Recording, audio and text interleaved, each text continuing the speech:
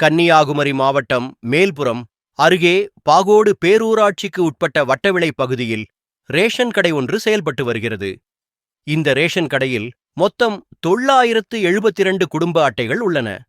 இந்த ரேஷன் கடையானது கடந்த 15 நாட்களுக்கு மேலாக திறக்கப்படாமல் பூட்டியே கிடந்துள்ளது. இதனால் பொதுமக்களுக்கு அத்தியாவசிய தேவையான அரிசி, கோதுமை, சீனி, பாமாயில் உள்ளிட்ட பொருட்கள் எதுவும் விநியோகம் செய்யப்படவில்லை.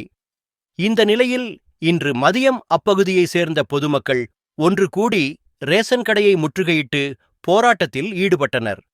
அப்போது அவர்கள் தங்களது பகுதியில் உள்ள ரேஷன் கடைக்கு நிரந்தர பணியாளரை நியமிக்க வேண்டுமென கோரி போராட்டத்தில் ஈடுபட்டனர்.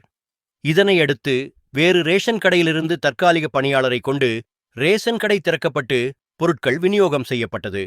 இதனால் அப்பகுதியில் சிறிது நேரம் பரபரப்பு ஏற்பட்டது. நீங்கள் பார்த்துக் கொண்டிருப்பது சிஃபோடெக் Tamil channel. Like, share and subscribe பண்ணுங்க.